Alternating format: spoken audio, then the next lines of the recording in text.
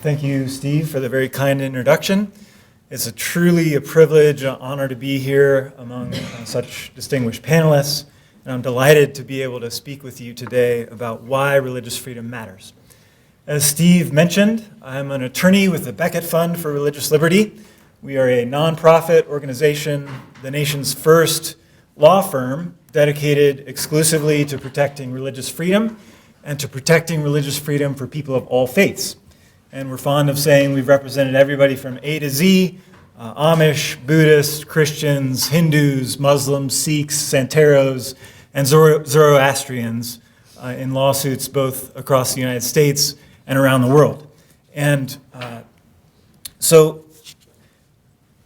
when I see a large gathering of people on a Saturday afternoon to talk about religious freedom, I think it's pretty safe to assume that you already care quite a bit about religious freedom. So I'm not here to try to persuade you that religious freedom matters. I mostly hope that I can bring some structure and some clarity to our collective thinking and maybe reinforce some things that you already know or believe deep down to be true. And my talk today will have a straightforward structure, two main parts. First, I will very briefly define what I mean by religious freedom. Maybe that's because I'm a lawyer and lawyers have a thing for definitions, but really I think it's difficult to talk sensibly about religious freedom and why it matters if we don't have some sort of common understanding of what it is. And then second, after the brief definition, I will run through three reasons why I think religious freedom matters. And just so you're not dying with suspense for the next 30 minutes, I'll give you those in a nutshell. And the three reasons are these. First, religious freedom matters because it benefits society. It allows religion to flourish, which produces moral virtue that is necessary for self-government, and also produces good works that benefit all of society. It also protects the right of minorities to dissent from the majority view, and it reduces social conflict. These are all very real benefits that religious freedom provides to society. And second, religious freedom imposes crucial limits on government power. It establishes that there are some things the government simply cannot do because there is something higher than the government. And that idea that there's something higher than the government that imposes limits on government is actually the foundation of all of our other rights. And then third, religious freedom doesn't just benefit society or impose limits on government. It's also an inherent good worthy of protection for its own sake. It's a fundamental human right rooted in who we are as human beings. So those are the three reasons in a nutshell. And before I unpack those, first, what do I mean when I talk about religious freedom? I'll offer a very, very simple definition, 13 words. Religious freedom means that the government tries to leave religion as untouched by government power as possible. Again, the government tries to leave religion as untouched by government power as possible. And what do I mean by that? First, two things that I don't mean, and religious liberty can be defined in extreme ways. One extreme view is that religious freedom means religious people get to do whatever they want, whenever they want, and the government can never do anything about it. That's not my view of religious freedom. There are always limits on all of our rights. Obviously, religion doesn't give me the right to kill somebody or commit acts of terror or threaten the peace and safety of the state. Now, it can be very difficult to figure out precisely what these limits should be in every particular case. And that's a hard question. It's not the main subject of my talk today, but I do want to say that there are limits on religious freedom.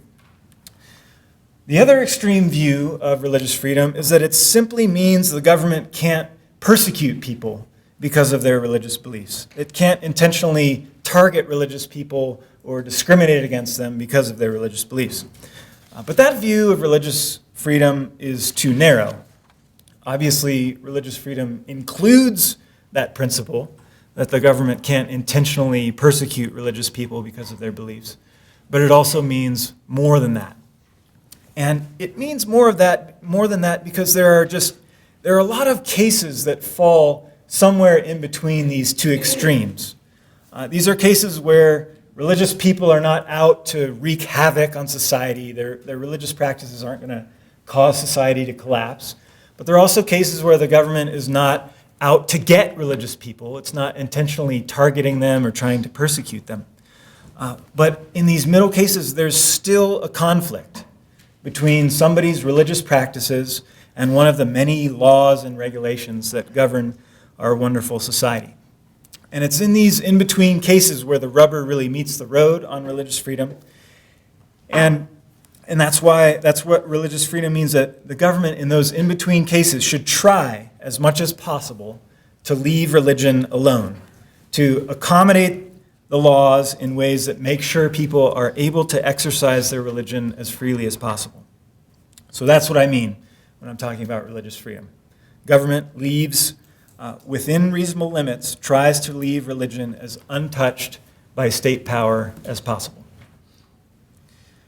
So let's turn to the question of why religious freedom matters. Why should the government try to leave religion as untouched as possible?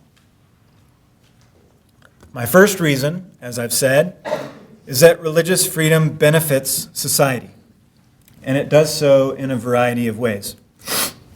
One of the first ways that religious freedom benefits society is that it allows religion to flourish, which produces moral virtue that's necessary for self-government. Now, you don't hear a lot about this today. It's kind of an old-time way of speaking, but it was a huge concern at the time of our nation's founding. George Washington, for example, said, quote, "It is substantially true that virtue or morality is a necessary spring of popular government," unquote. Now, what did he mean by that? The founders were setting out on a truly unprecedented endeavor, the endeavor of self-government. They were trying to set up a government where the people rule themselves. And how could this succeed? How could you get selfish, evil men, which the founders generally viewed themselves as, how could you get selfish, evil people to govern themselves and not tear society apart?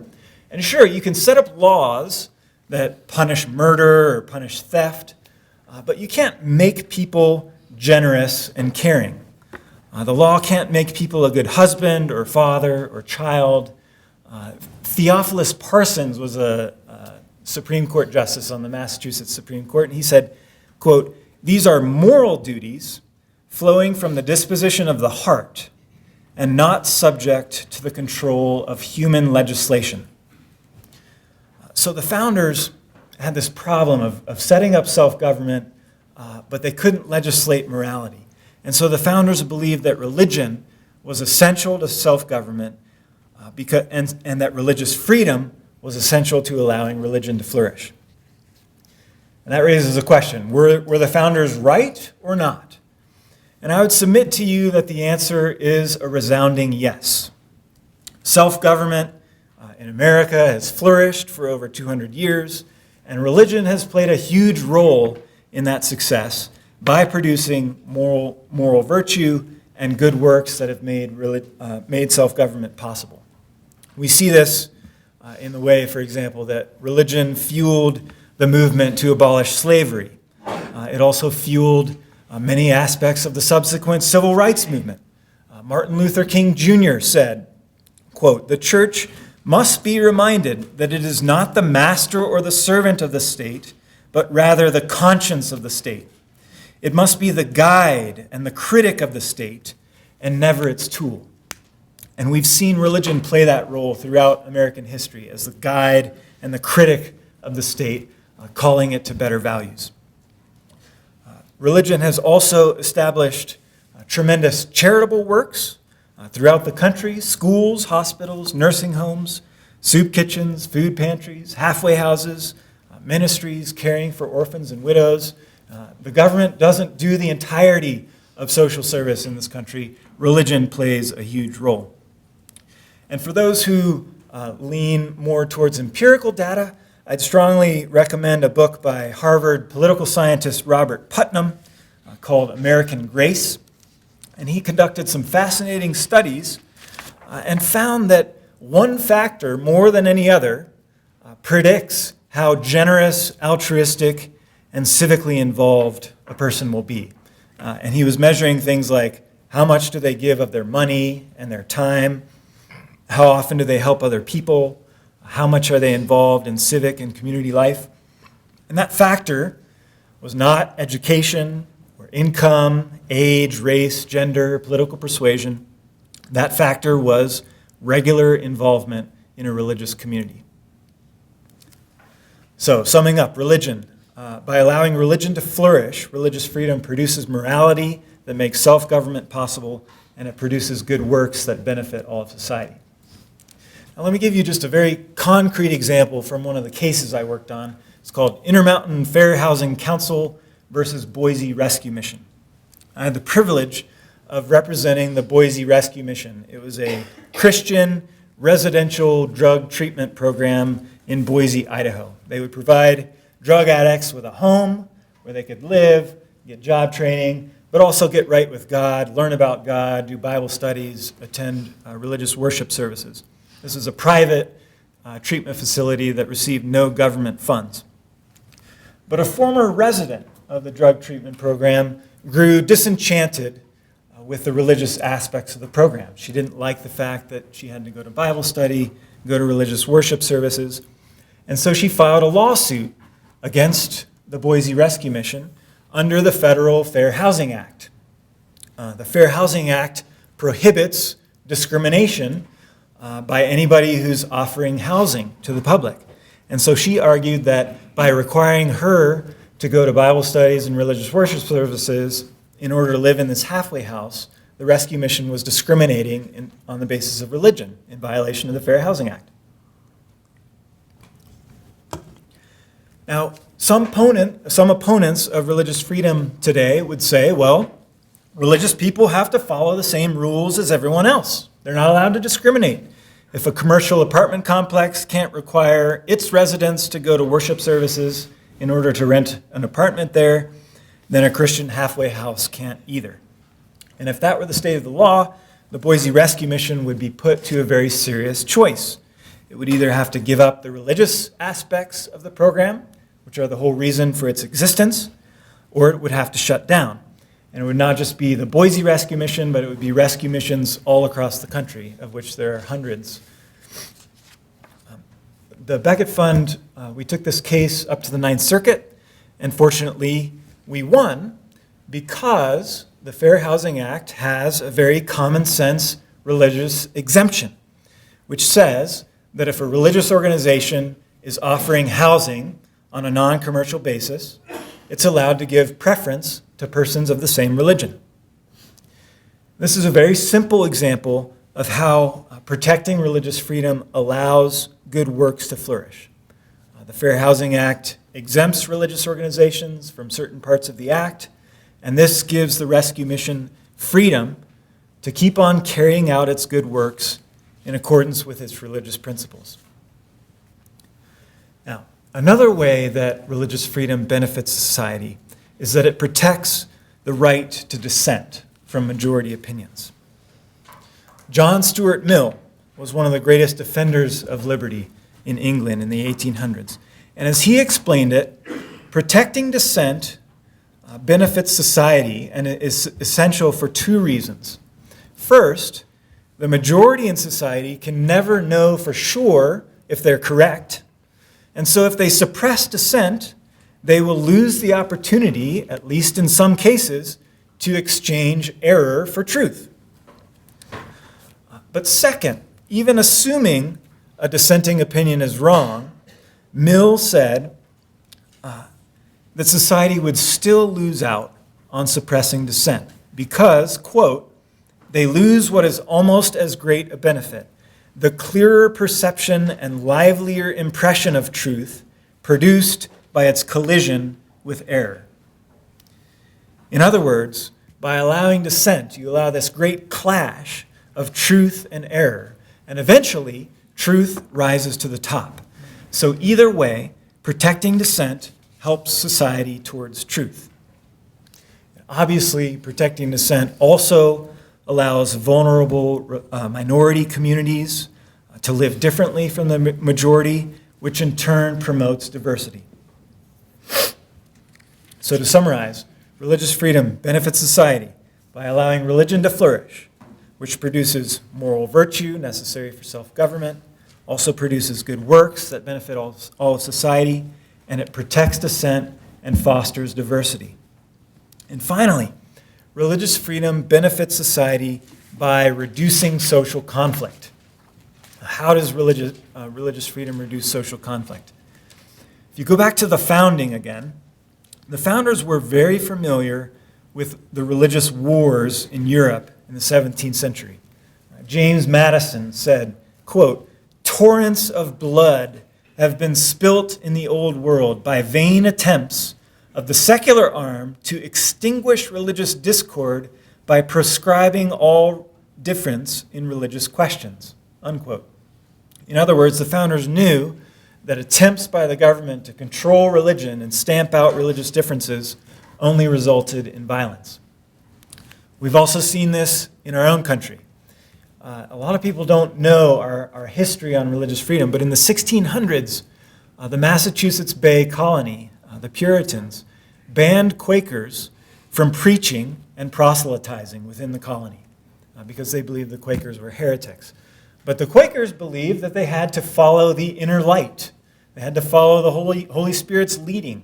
And so they just kept coming into Massachusetts Bay Colony and preaching and proselytizing. They were arrested. They were imprisoned. They were flogged.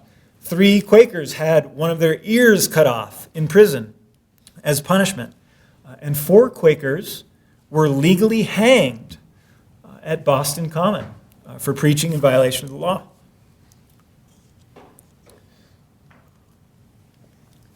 Quakers were also persecuted for refusing to swear oaths and refusing to provide military service.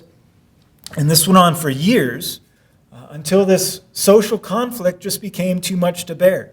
The Quakers would not budge, and the government's constant persecution and conflict with the Quakers through imprisonment, fines, and confiscation of goods was just tearing the social fabric. And so eventually, over time, the colonies, one by one, gradually enacted protections for conscientiously objecting Quakers. And that's really how religious freedom was born in this country. So what do the Quakers teach us? It teaches us that religion makes ultimate demands on people, and sometimes people are going to follow their conscience no matter what. And if the government won't accommodate them, it's going to lead to long-term, painful social conflict. And religious freedom allows us to avoid this conflict by protecting conscientious objection to the fullest extent possible. And in the modern era, I think two of the areas you see this potential conflict, one is over abortion and one is over gay rights. When Roe versus Wade legalized abortion in 1973, our nation very quickly reached a compromise on religious freedom. Obviously, religious people were unhappy that abortion was permitted, but our laws very quickly established that women have a right to abortion, but no religious person can be forced or compelled to participate in an abortion in violation of their religious beliefs. And that dramatically reduced potential conflict, religious freedom conflicts over abortion in this country. But you do see right now, for example, in this conflict over the contraception mandate, that's part of Obamacare. It's now gone up to the Supreme Court twice. Becket Fund, we represented Hobby Lobby a couple years ago, and we also represent the Little Sisters of the Poor. The case is being argued in less than 2 weeks. And that's an example where, at least from the view of these religious people, the government is compelling them to participate in an abortion. And that's why you've seen over 100 lawsuits filed on this issue all across the country on behalf of hundreds of religious organizations representing millions of individuals. It's a social conflict. And you may also see this conflict over gay rights in the coming years. There's a big question of how are religious organizations going to respond to the legalization of same-sex marriage. And I think some on the gay rights side assume that if the law cranks up the pressure enough, religious organizations are just going to change their views and they're going to get along on the right side of history.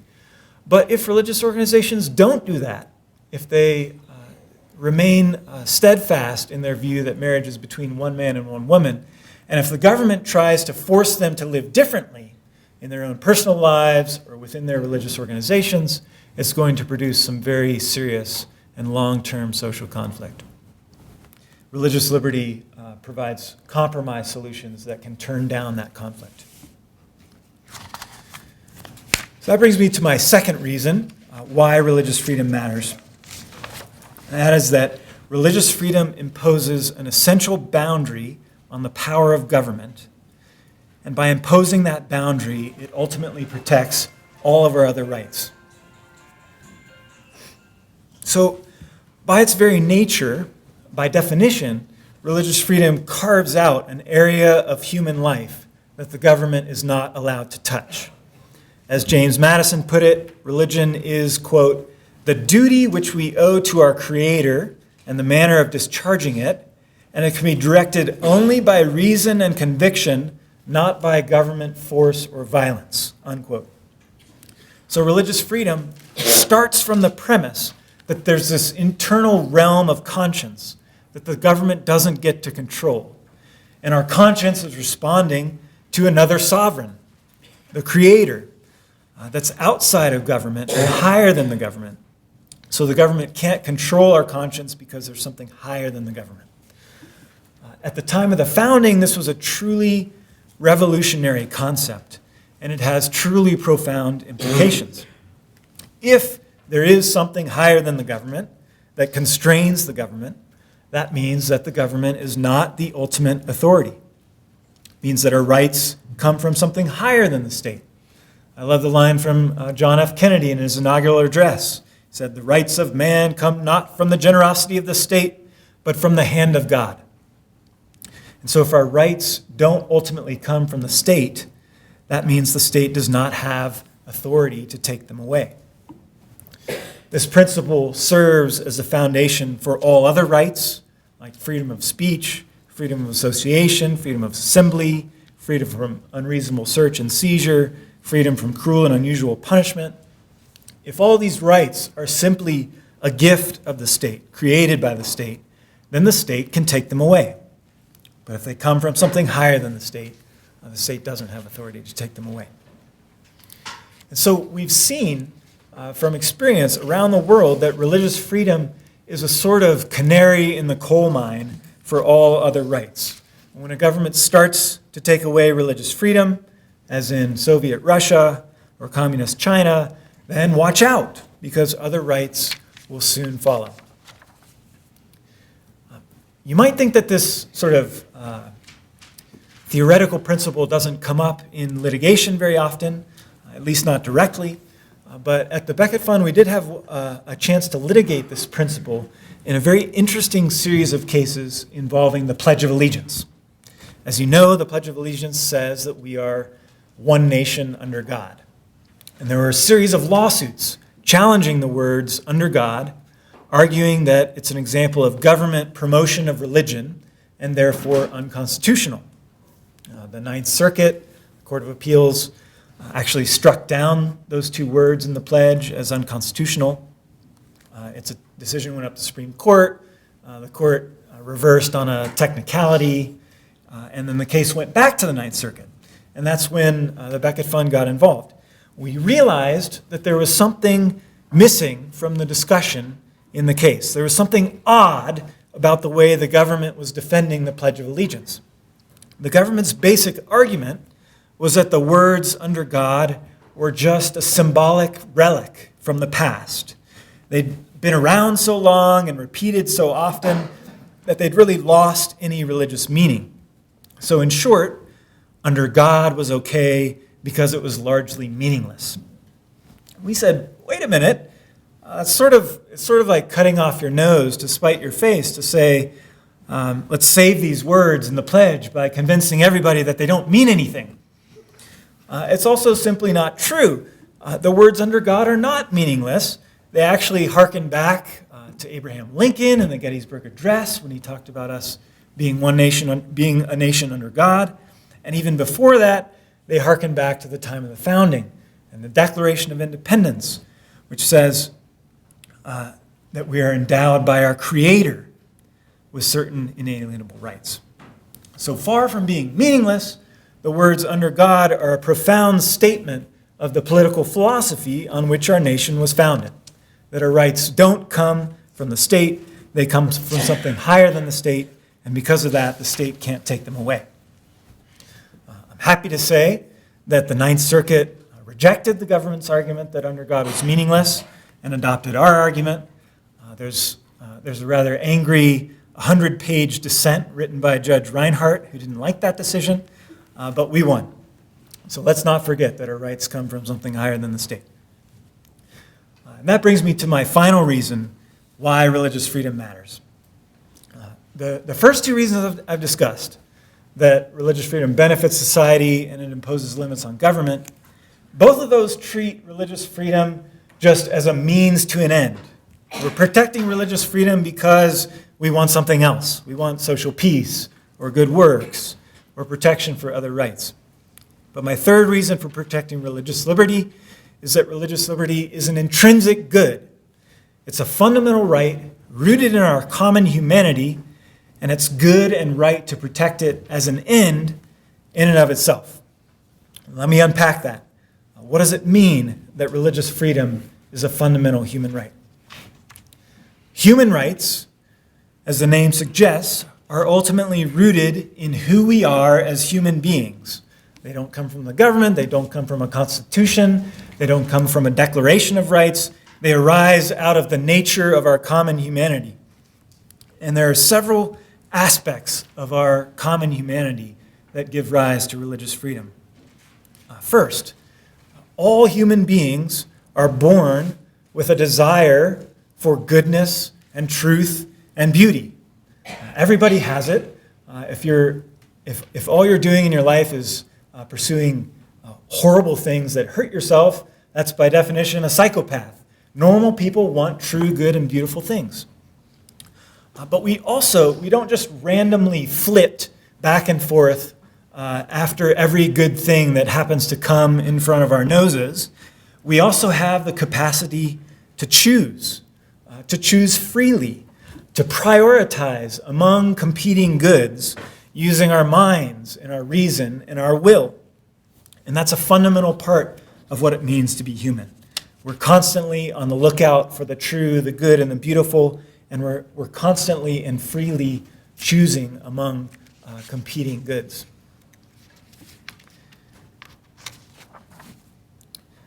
And while we're doing this, while we're on the lookout for good things and using our reason to freely choose among them, we find that there is also something else with us, something that informs and governs our choices, an interior voice insisting that we seek the truth and choose the good in the concrete circumstances of everyday life, and that is our conscience.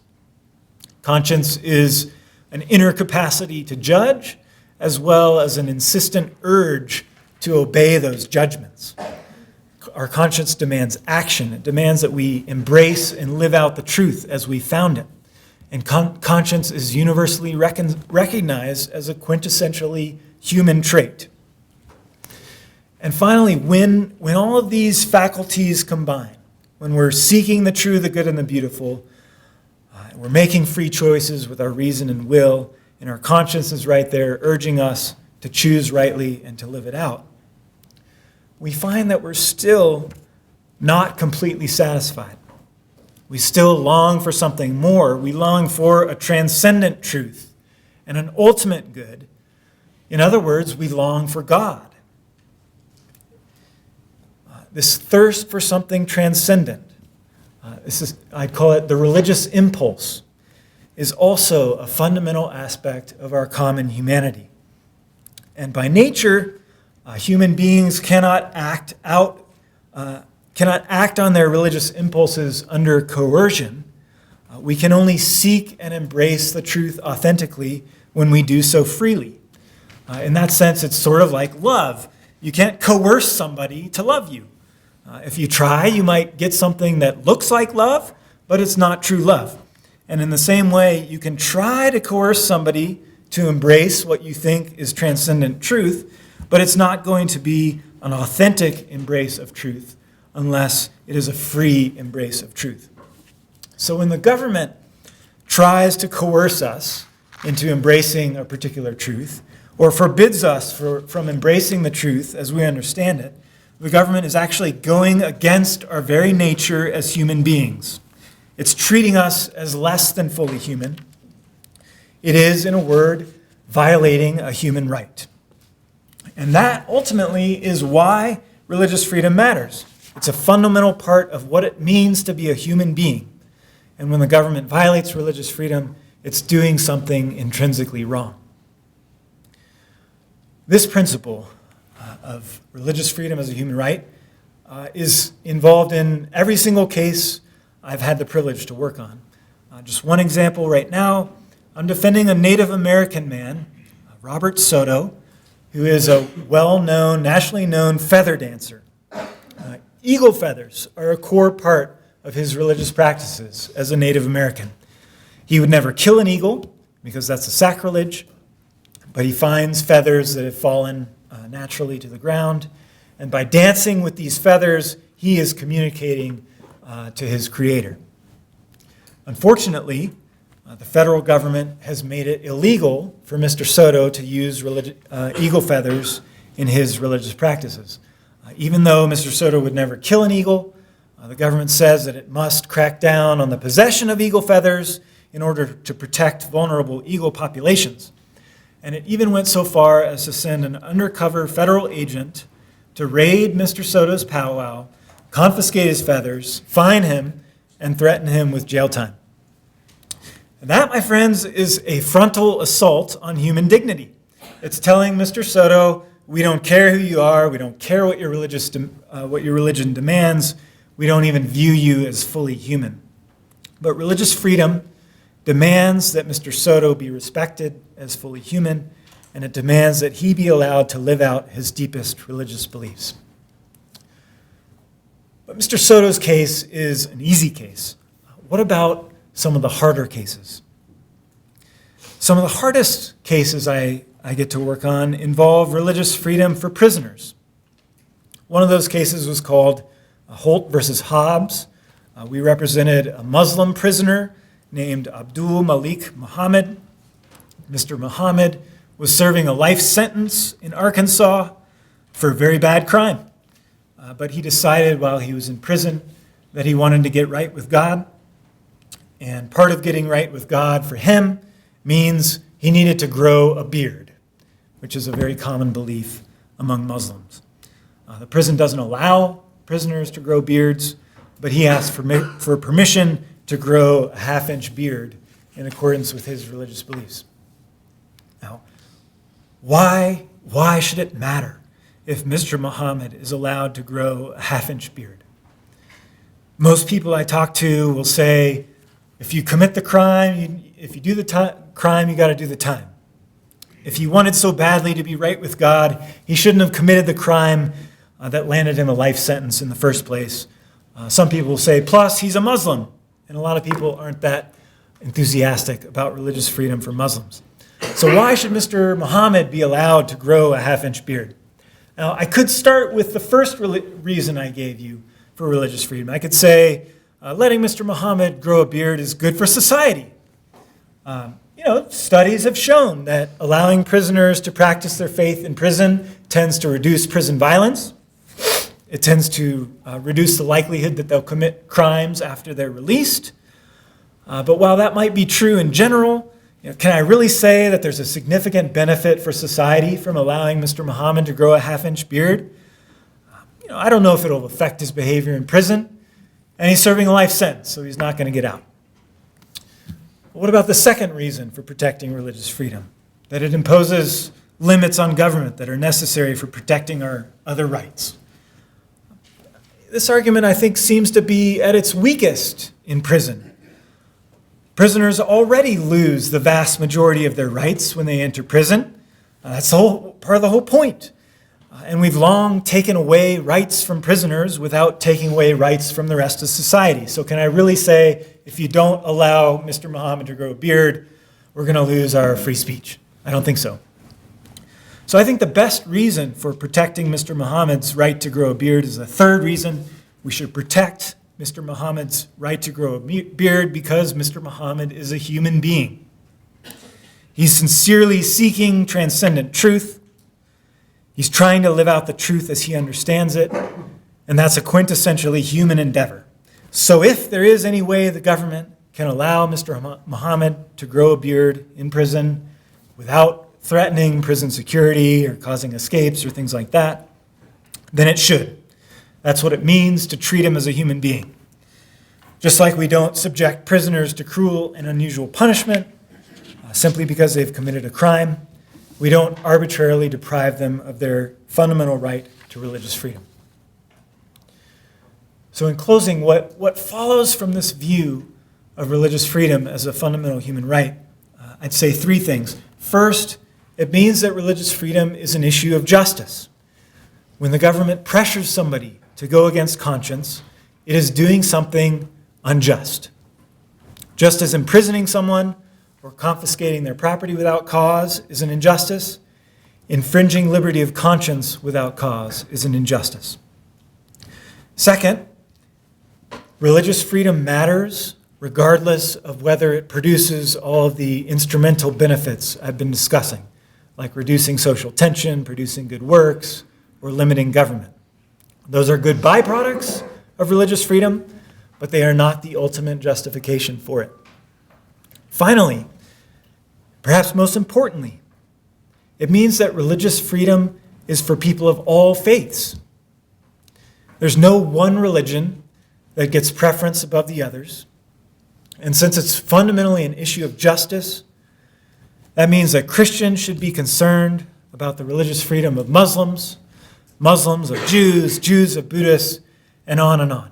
We're all in this together. That's why the Becket Fund exists, defending freedom for people of all faiths, because it's the right thing to do. It's what gets me fired up to go to work every day, and I hope it will inspire you as well. Thank you, and I look forward to your questions. Thank you so much, Luke. We'd love to open this up now for questions based on what Luke just discussed, and if you have a question that maybe touches on topics that are on later on in the agenda, if you can hold on to those, that would be fantastic. We should have some microphone runners, and I think that a hand went up just right down from you, microphone runner. So if you could wait until you get the microphone, and then you can ask your question, that would be great. That way everyone in the room can hear. With the decline of religion throughout the United States, not only do we want religious freedom, but do we want to promote religion? That's my question. If we do, how? And that's a question for the entire panel, by the way, not just Luke, but if you're welcome to field it. Any of you are welcome to jump in.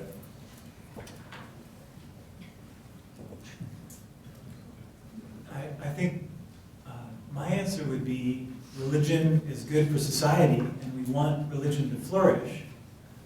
But that doesn't mean it's the government's job to promote religion.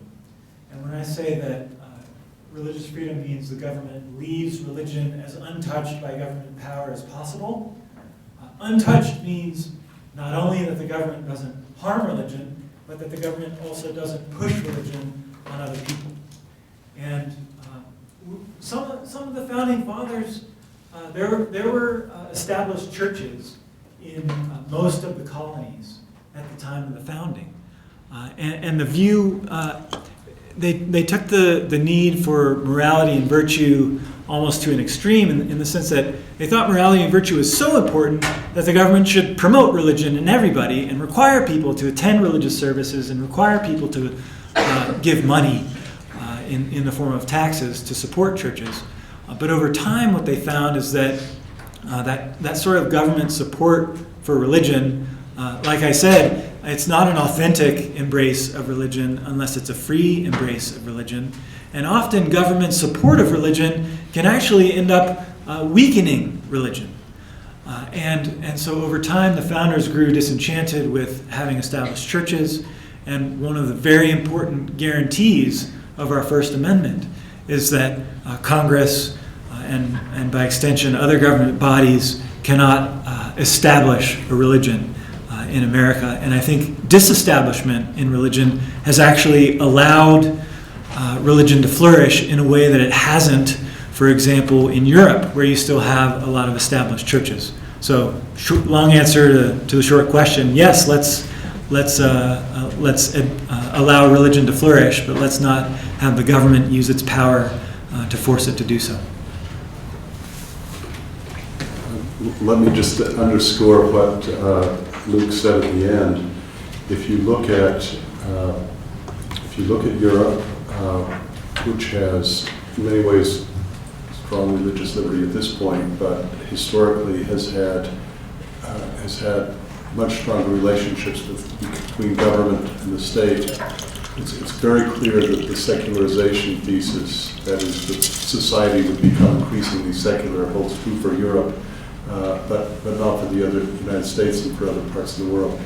And I think part of that is precisely one of the best things that religious liberty, the tradition of religious liberty has done for us, is make religious life more vital, make people realize that it depends on their own activity, their own contributions, and that has really strengthened religion in America. Great. Do we have any other questions? We have one over here. Okay. Mr. Goodrich, is this on?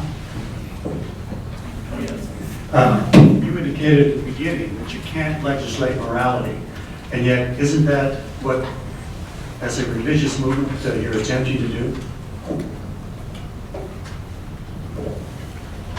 No?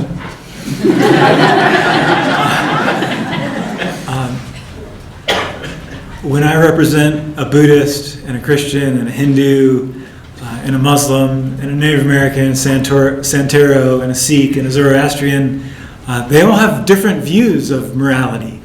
And my goal in defending their right to live out their beliefs is to allow them to do what they want, but not to use government power to impose those beliefs on other people. And so, I'd say you have to pay attention to where the government power is. I think when individuals are trying to promote their own religion, whether through persuasion or through speech, they should be allowed to try to persuade as many people as they want. But they shouldn't be allowed to enlist the government's power to advance their own view of the good and the right and the beautiful. Thank you. We have maybe time for one more question here, and if we can get the mic over there, and then we'll move on to our next speaker. Sir, my name is Manu Rawal. I have been a member of the Interfaith Council for almost 3 decades. Whatever I have heard for these 25-30 years is only about 3 religions, the Abrahamic religions. Being born a Hindu, I know there cannot be any restriction in following any religion that we want to. How can a human agency interfere between my dialogue with God in whatever way I want to do it? In Hinduism, from the very first day, it must have been conceived 15,000 years ago, there has never been a question of freedom of religion. Everyone is free to follow whatever his conscience dictates. Amen. Thank you for that. And do we have any other responses from the panel on that? Great, thank you.